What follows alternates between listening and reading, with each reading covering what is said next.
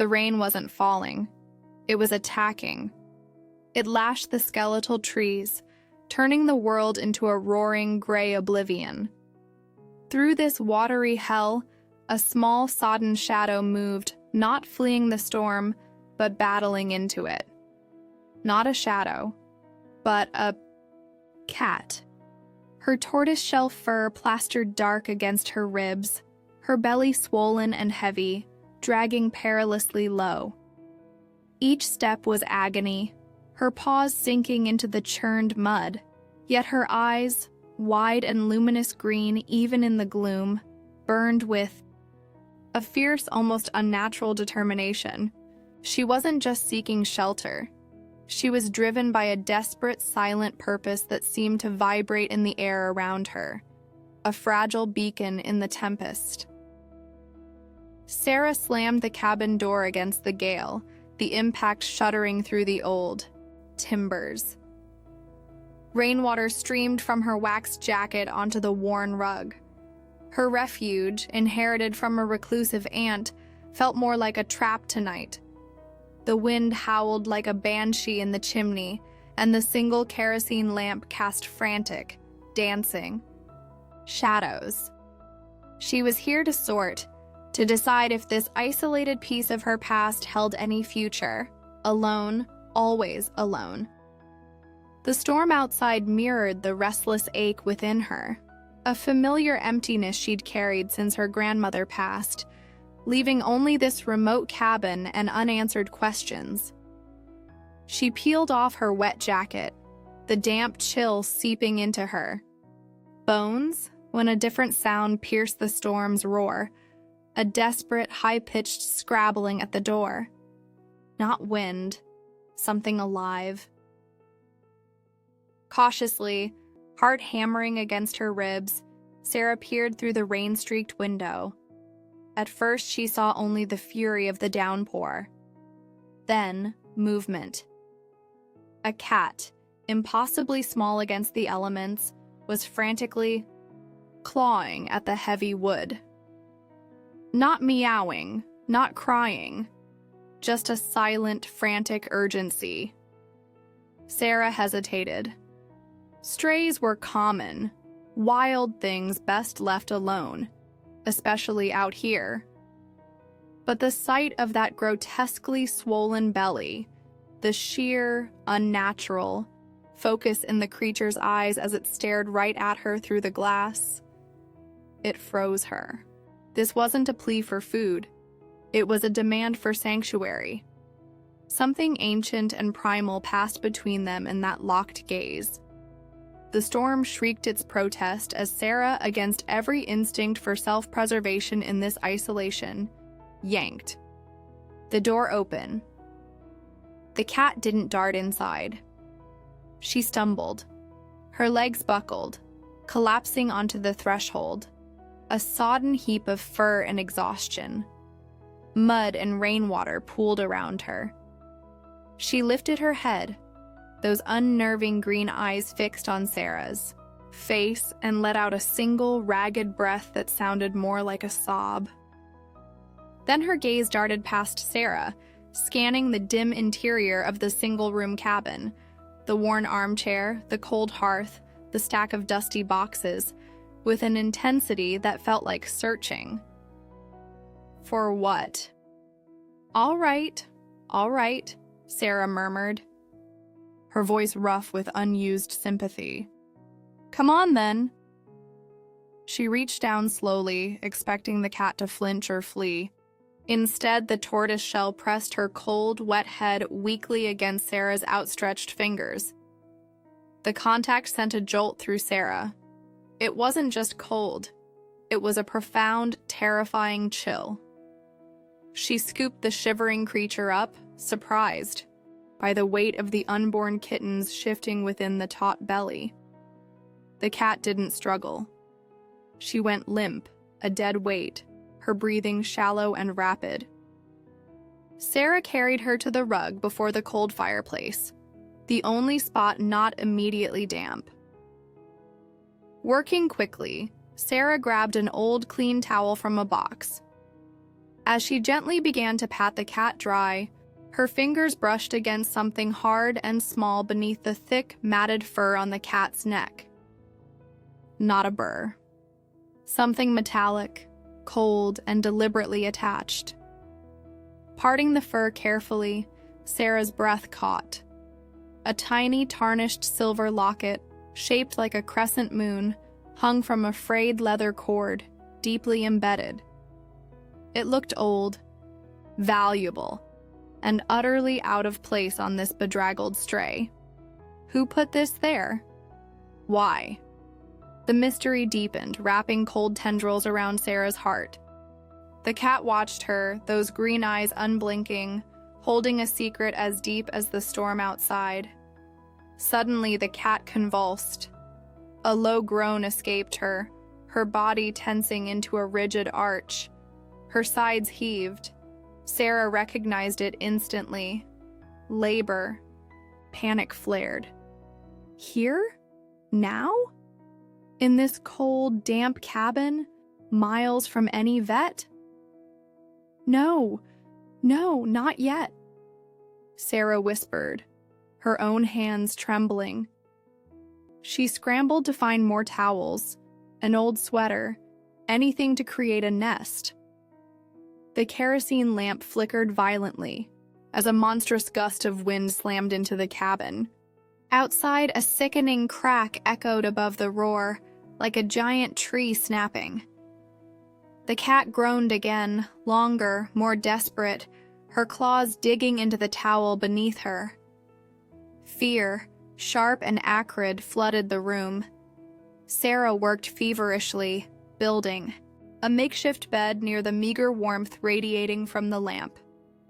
The cat's breathing grew more erratic, punctuated by soft, pained cries.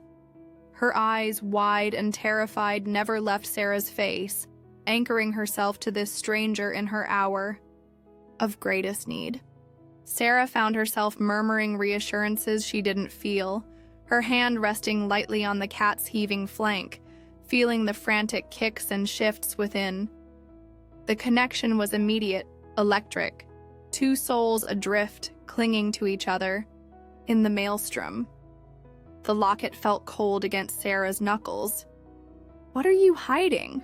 she thought, staring into those ancient green eyes.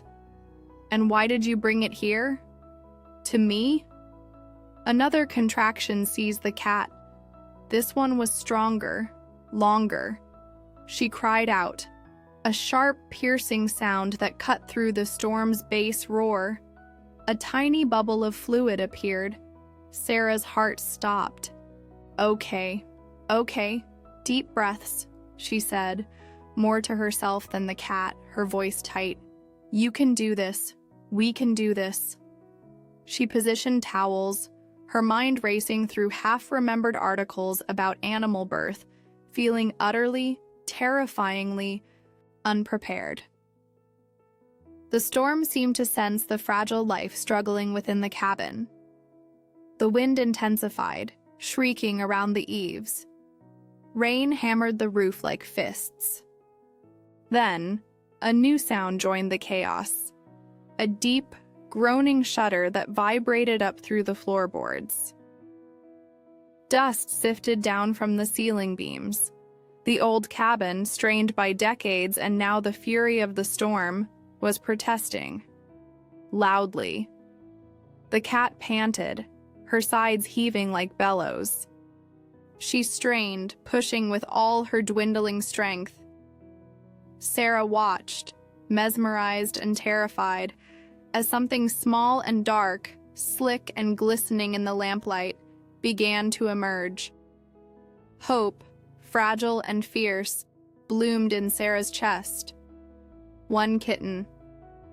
Maybe they'd make it. The cat gave another mighty push. Crack!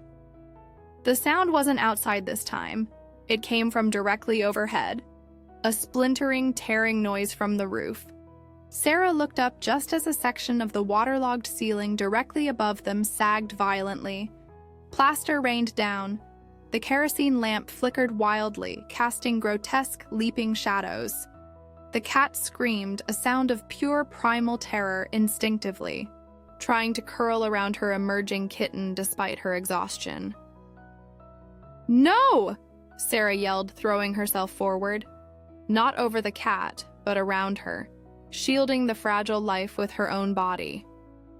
She wrapped her arms over the laboring mother, her face pressed against the cat's damp fur, smelling fear and birth and the metallic tang of the locket.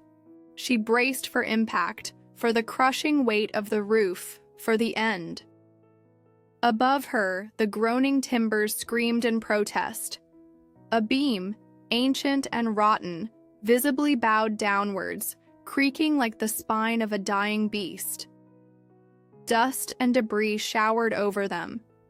The last thing Sarah saw before squeezing her eyes shut was the cat's green eyes, wide with shared terror, reflecting the flickering lamplight and the crumbling ceiling above. The beam groaned one final, deafening note, poised directly over them. The storm roared its triumph. The first tiny kitten lay exposed and vulnerable on the towel, and the ceiling began to fall. The world didn't end with a crash, but with a shuddering groan and a cascade of icy water. The beam didn't fall directly on them.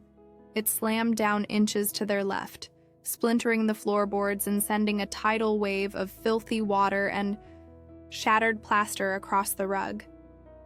Sarah flinched, shielding the cat and the tiny, slick kitten with her body, taking the brunt of the freezing deluge on her back. Debris pelted her shoulders. The kerosene lamp, miraculously still standing but flickering wildly, cast a frantic, strobing light over the devastation.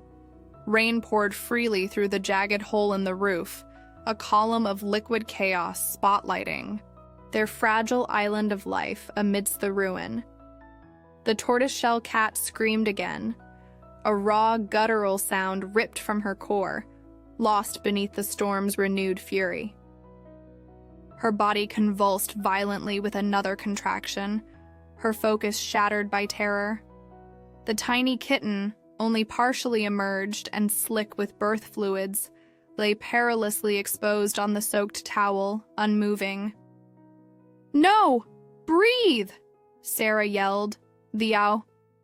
Words swallowed by the tempest. Instinct took over. Ignoring the freezing water soaking her, the stinging plaster dust in her eyes, she gently cupped the tiny, still form.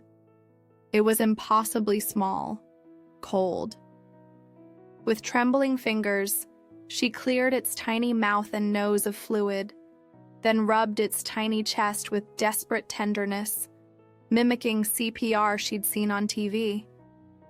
"Come on, little one, breathe." Seconds stretched into an agonizing eternity. The storm raged. The mother cat panted, her eyes wide with primal fear and exhaustion, fixed on her unmoving offspring. Sarah's own breath hitched, tears mixing with the rainwater on her face. Failure. Again. The thought was a knife. Then a tiny shudder. A minuscule gasp. A weak, almost inaudible mewl. The kitten twitched. Life, fragile and fierce, flickered. Back into being. A sob escaped Sarah, part relief, part overwhelming terror for what was still to come. She placed the tiny survivor gently against the mother's belly, where the cat immediately began to lick it frantically, her rough tongue stimulating breath and warmth, her green eyes never leaving Sarah's face. Trust, profound and wordless, passed between them in that shared moment of snatched victory against oblivion. But the storm wasn't finished. The gaping hole in the roof widened with another groan of protesting timber. Wind howled through the cabin like a vengeful spirit, snatching away any lingering warmth. The mother cat, weakened by terror and the ongoing labor, shivered violently. Her contractions were weaker now, spaced further apart. Exhaustion threatened to overwhelm her. Sarah knew they couldn't stay here. The corner near the fireplace was now a deadly trap. Scanning the wreckage, her eyes landed on the sturdy oak table pushed against the far wall, the only structure, seemingly untouched. "We have to move," she murmured, her voice raw. "Can you walk?" The cat understood intent, if not words. As another contraction hit, weaker this time, she tried to rise, her legs trembling. She managed only a lurch before collapsing again, a low moan escaping her. Her strength was gone. Sarah acted without hesitation. Carefully, she slid her hands under the laboring mother, supporting the heavy, shifting belly and the fragile newborn, already nursing weakly. The cat didn't resist.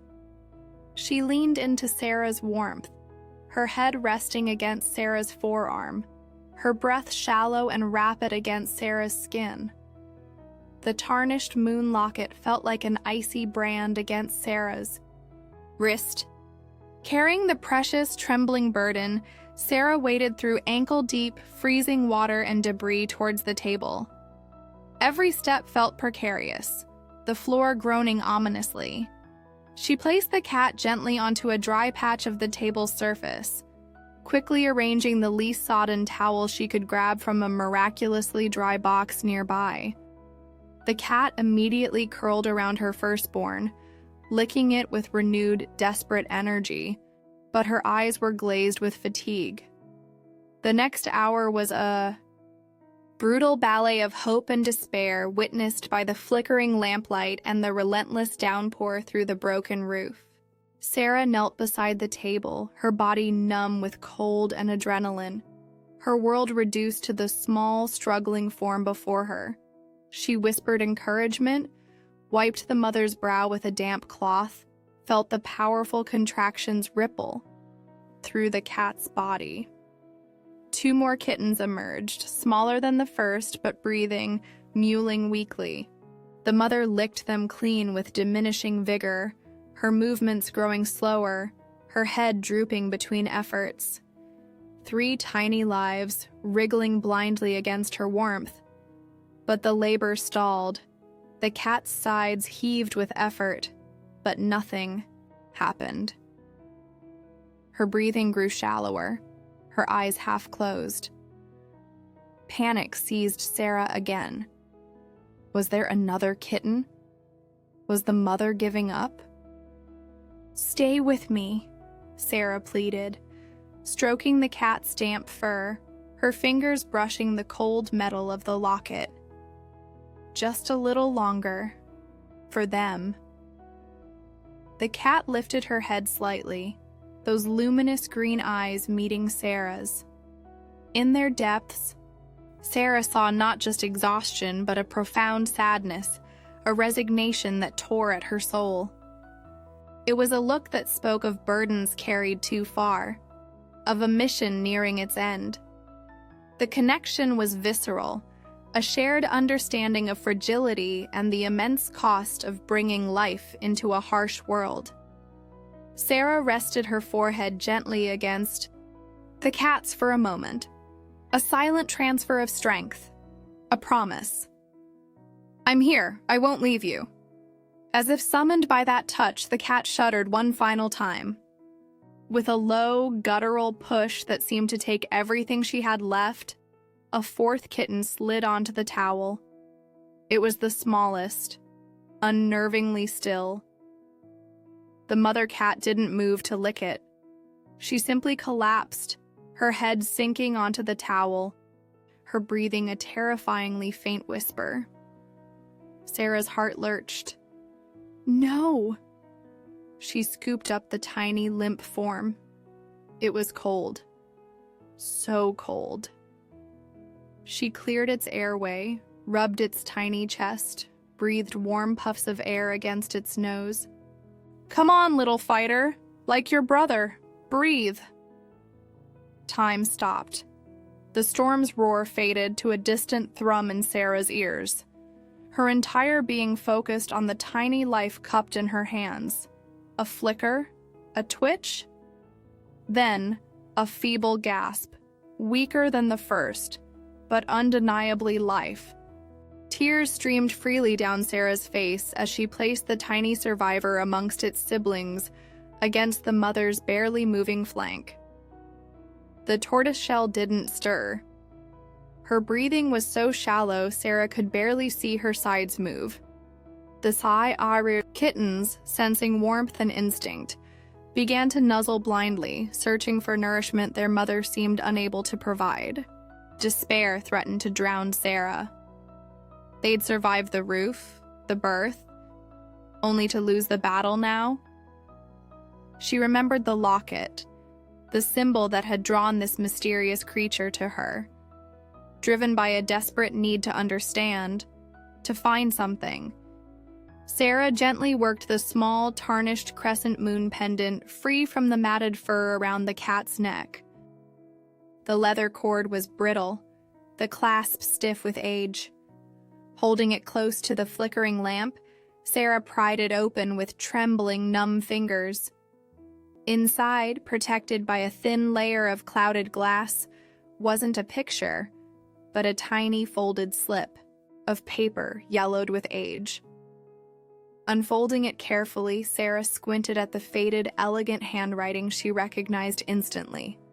Her grandmother's hand. The words blurred through her tears. For the keeper of moon shadows. When the storm comes, show her the light. She will know the way. Below it, a single initial. E. Her grandmother's name was Eleanor. A wave of dizzying understanding washed over Sarah. The cat hadn't just sought random shelter. She'd been sent. Sent by whom? Sent how? The mystical connection deepened, a thread woven through generations, converging in this storm-ravaged cabin. The cat, Moonshadow, her grandmother's cryptic endearment for strays she secretly fed. It couldn't be coincidence. This cat, this mother, was part of a story Sarah never knew existed. As if sensing the revelation, the cat's eyes fluttered open. They were dimmer now, but they locked onto Sarah's face with an intensity that transcended pain. There was recognition. There and something else. A profound, peaceful release. Then, slowly, painfully, the tortoiseshell mother shifted. With an effort that seemed to drain her last reserves, she nudged her 4 tiny, mewling kittens closer to her belly. She lowered her head, and with a soft, rumbling sound Sarah hadn't heard before, a purr, weak but unmistakable, she began to lick them. One by one, the kittens found what they sought, latching on, their tiny bodies pulsing with the rhythm of nourishment. The mother's purr deepened, a fragile vibration against the tabletop, a lullaby against the dying storm's howl. She was giving them her last strength, her final gift. Sarah watched, tears streaming silently, her hand resting lightly on the mother's head, feeling the weak purr resonate through her fingertips. She understood now. The mission wasn't just survival, it was deliverance. The cat had fought through the storm, driven by an inexplicable bond or command, to bring her kittens here, to her, Eleanor's granddaughter. To show Sarah she wasn't alone. That love, responsibility, and unexpected connections could bloom even in the fiercest storm. The mystery of the locket, the sender, the way, it remained, a beautiful, haunting enigma. But the core truth shone clear. This brave soul had fulfilled her purpose. The wind finally began to ease, its fury spent. The relentless drumming of rain softened to a steady patter. Through the broken roof, the first faint hint of gray pre-dawn light began to seep into the ruined cabin, illuminating the scene on the table. 4 tiny kittens nursed contentedly, warm and safe. The tortoiseshell mother, her green eyes half closed, her purr a fading ember, rested her chin gently on the towel. Her gaze, serene now, remained fixed on Sarah. The battle was over. The cost was written in her stillness, in the profound weariness etched into her fragile body. But she had won. Her kittens lived. She had found the keeper of moon shadows. Sarah sank to her knees beside the table, her exhaustion complete, her heart shattered and yet impossibly full. She gently stroked the mother's head, her fingers tracing the now familiar contours of her face, brushing the cold silver of the moon locket still clutched in her other hand. The connection thrummed between them, silent and deep, forged in shared terror, desperate hope, and the sacred act of bringing life into a broken world. Outside, the storm surrendered, leaving behind a world washed clean and utterly quiet, save for the soft, hungry sounds of newborn kittens and the fading heartbeat of the hero who had delivered them through the darkness. In the fragile silence, after the tempest, Sarah finally understood. Some souls are born not just to weather the storm, but to guide the lost safely home within it.